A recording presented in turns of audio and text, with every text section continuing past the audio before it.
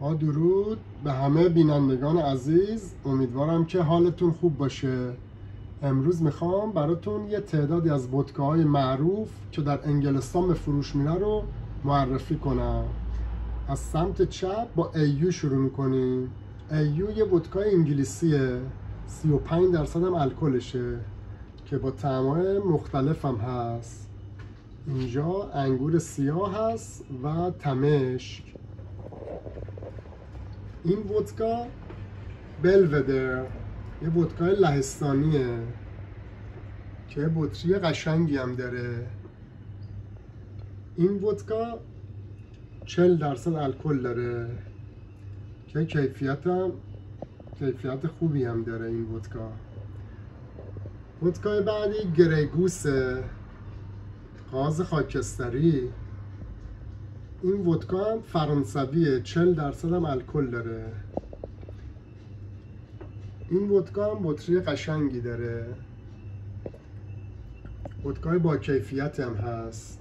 معمولا فرانسه که به شرابای معروفش میشناسن همه و کنیاکای خوبی هم که داره. این ودکا هم ودکای خوبی زده، گریگوس. بعد سیروکو داریم. سیروک هم این ودکای فرانسویه که با طعم‌های مختلف زده، مثل آناناس، مثل سیب، مثل انبه و طعم‌های دیگه. 37.5% هم الکلشه سیروک. بعد ابسولوت اینجاست. ابسولوت یه ودکای سوئدیه که 40% هم الکلشه.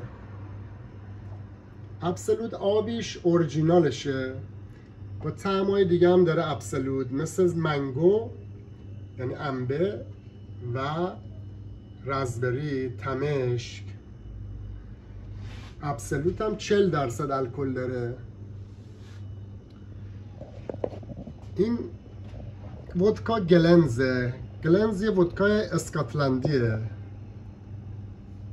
اسکاتلند معمولا ویسکی های معروفی داره. این ودکا هم زده ولی زیاد ودکای با کیفیتی نیست. درصد الکلش هم 37.5 گلنز. بعد اسمیرنوف یه ودکای روسیه که خیلی هم شناخته شده است. درصد الکلش هم 37.5 اسمیرنوف. این ودکا هم زوبروفکا، ودکای لهستانیه که اینم درصد الکلش 37.5. البته در لهستان میگن ودکاهایی هست که بالای 90% هم الکل داره.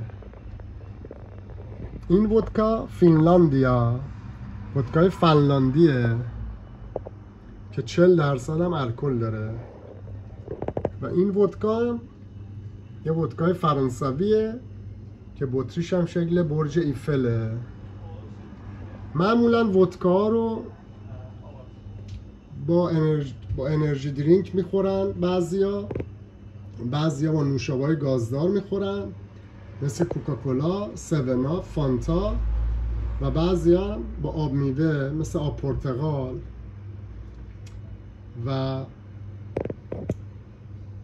لذت میبرن. و شما هم اگه میخواین لذت ببرین مواظب باشین که زیاده روی نکنین در مصرفش.